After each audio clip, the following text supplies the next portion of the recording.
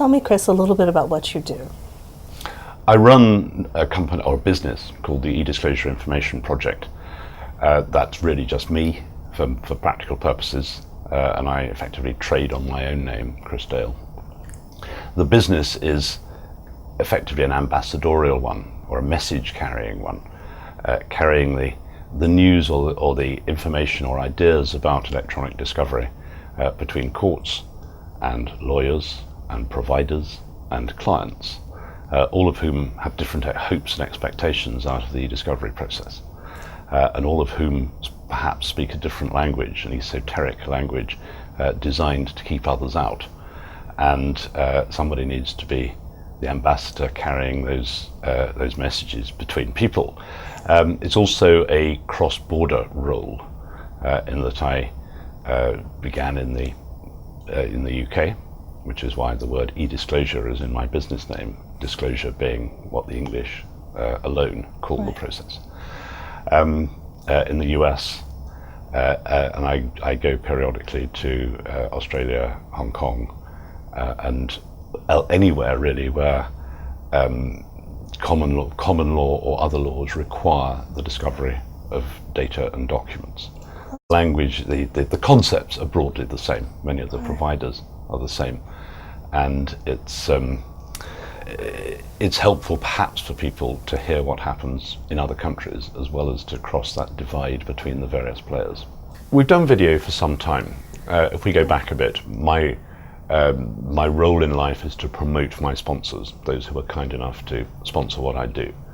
And marketing has changed over the time that I've been doing this. Everybody wanted white papers when I started. But video has become a much more useful and usable and common function in marketing.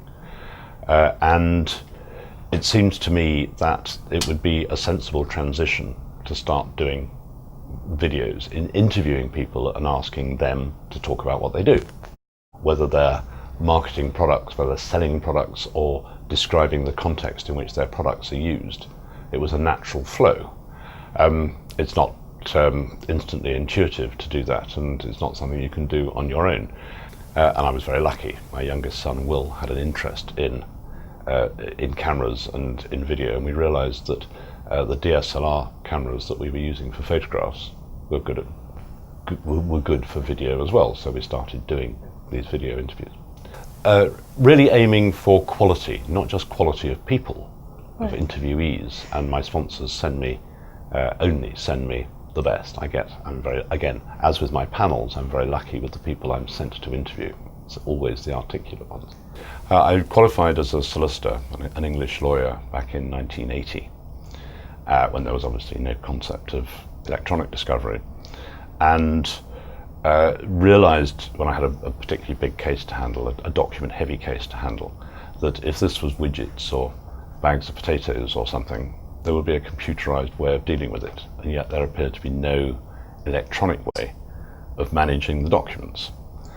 And I went out and bought a computer and taught myself how to build a database, which was quite fun. And we used it for this case. We hired a team of roughs who came in and sat at computers and entered the data. And this is the late 1980s, when that was an unheard of thing to do, effectively.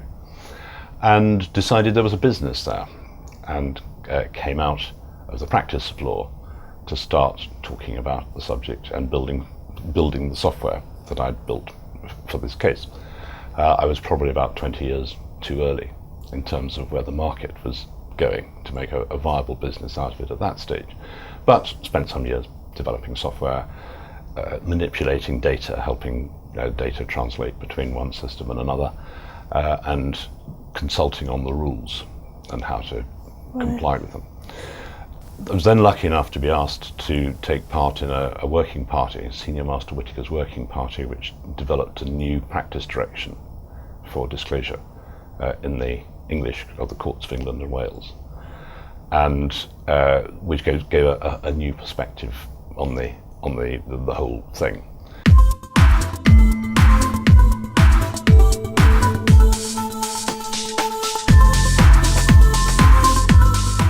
One day somebody sent me an email in the middle of the night saying, "Why don't you get this sponsored?" It was a business suggestion from somebody who was a reader, which I hadn't thought of. I hadn't thought of making a business out of the writing, but it seemed a good idea. And a couple of weeks later, I met a chap who was a forensic expert who was minded to move into civil discovery, and he was probably about the first to do that. And he wanted to know about the disclosure rules and how to speak the right language and so on. I had just agreed to talk to a room full of judges and had just realised what a big project it was. And he said, what can I do for you and what can you do for me? So I said, well, I'll fly your banner. I'll display your logo for as long as we're both in business. If you'll fund me through the development of this program for teaching judges. And he said, how much do you want? So I had to invent a whole business model on the fly. And I named a figure, and it wasn't a small figure. And he said, you'll have it in the morning. And from that grew the concept of a sponsorship model. So it began as blogging. That was the main thing. When you write about a subject, people sort of assume that you can also speak about it, which I'd never done. And an invitation came along to stand on a platform and talk, which I took and then spent 3 months absolutely terrified at the thought of standing on a platform and talking. But it turned out I liked it. We're going back 12 years here or more. And that's what I spend my time doing. I'm either talking about it or I'm writing about it. It took some doing, I would say still, for the courts to adapt to the technology here and acceptance. It sounds like it went a little bit smoother in the UK, or perhaps not. I wouldn't say that. The fact that we have some rules designed to accommodate the handling of electronic documents doesn't mean that anybody actually takes any notice of it.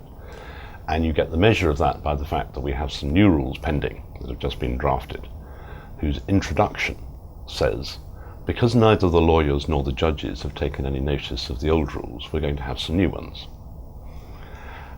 To which I say, well, why don't we just enforce the old ones first before inventing a whole load of new rules? But then we are where we are, and that's how they've decided to do it. I have nothing to do with this new set of rules. And I first came, I'd never set foot in America. I was well past 50 before I first set foot in the US. And it sprang from an answer I kept getting from English lawyers. You say, why don't you do this electronically? And they'd say, in that sort of sneering way that English lawyers are so good at, oh, electronic discovery, that's what Americans do. And look what an expensive mess they make of it. And that didn't seem to me to be an adequate answer, frankly. They may or may not have made an expensive mess of it, but that didn't stop other jurisdictions having to deal with the then growing number of electronic documents. So I thought I'd better come here and find out. And I came to a LegalTech, and intending just to sort of soak up what was going on. And the first night I found myself at somebody's dinner party. And the next night I was next to a judge at a dinner party, because that's the way LegalTech works. It was no attribute of mine that caused that, and that's just how things happen. And very quickly made connections and made friends, which I'm not a natural at, I have to say. I very happily go a week without talking to anybody, but that's not how it worked out here. And kept coming back. And gradually people started asking me to appear on platforms here as well, to take part in sessions, which became easier as time went by, and indeed became positively enjoyable as time came by. And my main enjoyment from that is moderating panels. So I was moderating a panel yesterday on the cloud and regulation. It's easy enough these days to make videos, hold up any old iPhone and shoot, and away you go. That's not what we wanted to do. Will was very insistent that we went straight to a high level of quality of output, so not just the people who are speaking, but also the quality of the film. And we made that a design benefit, design criterion, if you like, that we wouldn't do it unless we could do it properly.